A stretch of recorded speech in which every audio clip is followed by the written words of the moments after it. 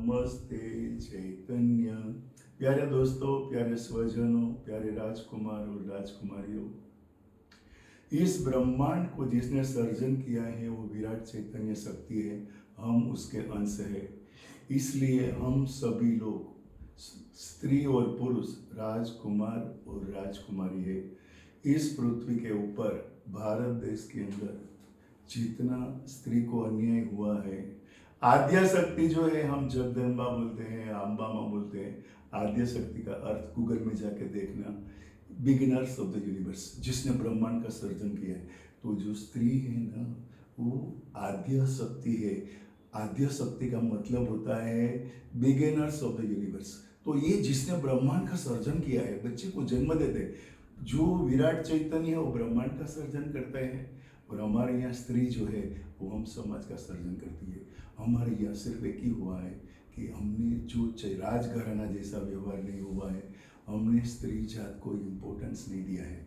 इस बाजू हम लोग महाभारत बताते हैं, रामायण बताते हैं, और दूसरे बोलते हैं कि अम्बा माँ, जगदम्बा, महाकाली। अभी महाकाली जो है माँ है, उसको शराब और खून देना पड़े, नहीं समझ में आता है हम क्या कर रहे हैं। प्यारे दोस्तों, मेरा काम एक ही है, सोचो समझो अनुभव करो। ये अपने देश के अंदर 17वीं सदी के अंदर अहिल्याबाई होलकर करके एक रानी हो गई। वो चालू वो एकदम सिंपल घर में रहती थी, मंदिर में गई तो मांडवा का राजा ने वो लड़की को देखा, 8 साल की लड़की है, उसको देखकर लगा कि इसके अंदर कुछ है। इसलिए उसने उसके घर पे आकर, अपना दरबार में आकर उसके माँ बाप को चिट्ठी लिखी कि मैं आपके लड़के को मेरे घर में स्वीकारना चाहती हूँ। अभी देखो, एक सामान्य माँ बाप है, वो राजा के घर में उसकी लड़की जा रही है, लेकिन मांडवा को मालूम था कि उसका लड़का जो है वो आवारा था। तो आवारा जो लड़का है उसको है ना यही लड़की संभाल पाएगी। ये जो होता है ना, वो सोल, आत्मा की बातें होती है। कोई किसी को आप देखो और आपकी जो अंदर जो आत्मा बैठा है, आत्मा का मतलब क्या होता है, जो दिखाता है, बुलाता है, सुनाता है और हमको मूवमेंट करवाता है, ये जो है वो आत्मा के पावर्स है। तो हम लोग को आत्मा के पावर्स को जगाना है। तो जो ये अहल्याबाई जो है वो सास और ससुर फूलों की बारिश करते हैं, लेकिन अपना जो मर्द रहे ना, वो आवारा है, बाहर कोठे पे जाकर बैठता है। तो ये उनके लिए चैलेंज था। मेरे कहने का मतलब यही है कि सोल पावर का इस्तेमाल करो। तो राजा इसको अच्छी तरह से ट्रेनिंग देता था। धीरे धीरे धीरे जो लड़का था वो सुधरने लगा, राजकारण के अंदर इंटरेस्ट लेने लगा। बाद में अहल्याबाई जो है उसको एक बच्चा भी हुआ। तो जो अहल्याबाई जो है उसने उसका काम, वो जो दिमाग का है, मैं सोल पावर के बारे में कहता हूँ। सोल पावर का मतलब क्या होता है कि हमारा आत्मा शांत बैठो तो आपके अंदर जो भी आत्मा है, वो आत्मा जो है वही सब काम करेगा। तो अहल्याबाई जो है, उसके बाजू का राजा ने उसको अटैक करने को बोला, अटैक करने को आया। तो अहिल्याबाई ने बोला, देख तू मर्द है, मैं स्त्री हूँ, यदि मैं मर गई तो मुझे कोई वांधा नहीं, लेकिन मैं जीत गई तो कोई तो तेरा नाम इतना बदनाम हो जाएगा ना कि लोग तेरे पर थूकेंगे। तो जो राजा उसके साथ युद्ध करने आ रहा था, क्या वो उसको उसने इस तरीके से समझाया। तो मैं सोल पावर को मानता हूँ, मैं आपको बताऊँ आत्मा का उपयोग करो। तो ये जो अहल्याबाई की जो कहानी है वो 17वीं सदी की है। हमारे हर घर के अंदर लक्ष्मीबाई और अहल्याबाई है, सिर्फ हमने उसको मौका नहीं दिया है। और हमारे समाज जो है वो स्त्री को राजघराना जैसा व्यवहार नहीं कर रही है। विराट चैतन्य राजा है, हम सब राजकुमार और राजकुमारी है। और हमारा पूरा समाज जो है ना, हम हमारे हर इंसान को इतना गिरा दिया है। ये हाथ जोड़ने से क्या होता है, आप ओरा फोटोग्राफी करो और हाथ जोड़ के बोलो तो आपका ओरा संकुचित हो जाएगा। आपका आत्मा का विकास करने का है। और आत्मा, आज मैं 10 महीने से ये प्रोग्राम दे रहा हूँ, लेकिन मेरी बात कोई समझ में नहीं आ रही है।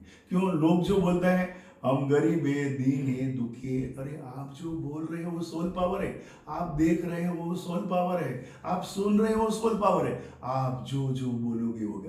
भारत देश गरीब क्यों है कि हम लोग जो है ना, एक गरीब शब्द है ना, इतना चीप बना दिया ना, इतना नाम यदि जो है ना हम राजकुमार और राजकुमारी शब्द का इस्तेमाल करते थे ना, तो तो अपना भारत देश पोता निकलते थे। तो ये जो भी है अपने देश के अंदर एक झांसी की रानी जो लक्ष्मीबाई है, उसने जो काम किया, देखो इस जो पुरुष काम कर सकता है उससे अच्छा काम स्त्री कर सकती है। हमारे यहाँ देखो इंदिरा गांधी भी थी। तो ये लोग जो है कि ये लोग कुछ नहीं करते, खाली वो लोग सोल पावर का इस्तेमाल करते हैं। खाली आप शांत बैठ जाओ, जब आंख बंद करते हो ना, तो आध्यात्मिकता का अर्थ क्या होता है?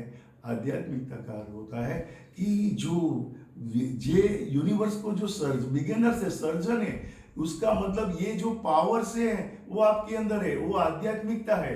बाकी तो आज क्या है, इतने प्रकार के धंधे हो रहे हैं, आज सभी को पैसा चाहिए। मैं ऐसा नहीं बोलता हूँ पैसे की जरूरत नहीं है, लेकिन जो आदमी, मेरे पास किताबी ज्ञान नहीं है, मैं यूनिवर्स से जुड़ा हुआ हूँ, मैं 2 बेडरूम के अंदर अकेला रहता हूँ, मुझे मजा आता है। जो अकेला रहता है ना, उसके साथ भगवान रहता है और वो भगवान से बात कर सकता है। तो मैं हर रविवार को यहाँ प्रोग्राम देता हूँ, मैं सिर्फ यही कहता हूँ, आप खाली शांत हो जाओ, कुछ करने की ज़रूरत नहीं है। हम पूरा दिन करते ही रहते हैं।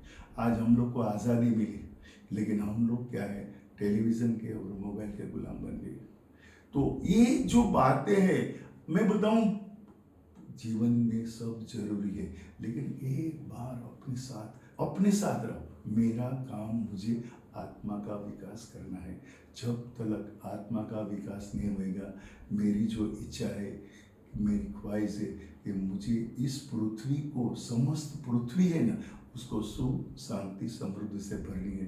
तो प्यारे दोस्तों, ये जो हमको जीवन मिला है ना, हम विराट चैतन्य के मेहमान हैं। अरे आप एक मेहमान है, तो देखो आप खुद जो है, अभी मैं आपको बोलता हूं कि आप राजकुमार है, लेकिन आप मानने को तैयार नहीं है ना, तो इसका मेरे पास कोई इलाज नहीं है। आज मैं 3 साल से विराट चैतन्य की सेवा में बैठा हूँ। आप यहाँ आओगे तो आपको मालूम पड़ेगा विराट चैतन्य क्या है। तो प्यारे दोस्तों, एक मैंने अहल्याबाई और रानी लक्ष्मीबाई का नाम क्यों दिया है? सच्ची आद्या शक्ति ये है।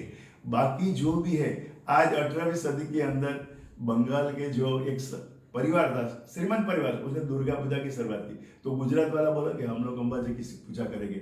ये जो है ना, वो काल्पनिक है। आद्य शक्ति का मतलब होता है बिगिनर्स ऑफ द यूनिवर्स, जो ब्रह्मांड का सर्जन किया है ना। और स्त्री जो है वो ब्रह्मांड का तो सर्जन करती है। बोलते हैं ये जो पंडे ब्रह्मांडे सो पिंडे, पिंडे सो ब्रह्मांडे।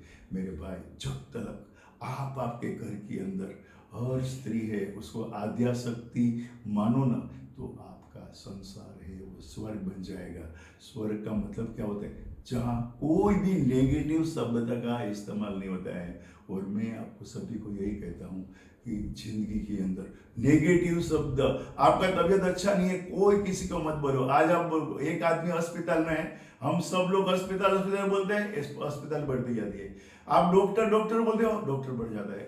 आप जय श्री कृष्ण बोलते हो, मंदिर बढ़ जाता है। तो ये जो शब्द है, आपका शब्द जो है वो आत्मा की एनर्जी है। ये बिगिनर्स ऑफ द यूनिवर्स है। आप जो बोलेगे वो सब मैनिफेस्ट होगा। प्यारे दोस्तों, सोचो समझो अनुभव करो। ये जिंदगी की कोई भी बात है, आपको कोई कुछ भी बोलेगा नहीं कि इसको ये लगाओ, नारियल लगाओ, काम हो जाएगा। ये बोलते तेल लगाओ, काम हो जाएगा। ये बोलते दूध लगा, अरे मेरे भाई, हमारा कर्म भोगतने को आते हैं हम, तो हमको हमारा कर्म भोगतना ही है। आपका समस्त परिवार का जीवन आनंदमय और मंगलमय है। और आपके घर में जो स्त्री है, वो रानीबाई और लक्ष्मी जैसे उसको संस्कार आवे, ऐसी प्रार्थना करता हूँ। और ऐसी स्टोरी में इसीलिए कहता हूँ, जो बोलोगे ना आप, वो आपके जीवन में अप्लाई होएगा। आपका समस्त परिवार का जीवन आनंदमय और मंगलमय बने, ऐसे विराट चैतन्य को प्रार्थना करता हूँ। नमस्ते चैतन्य।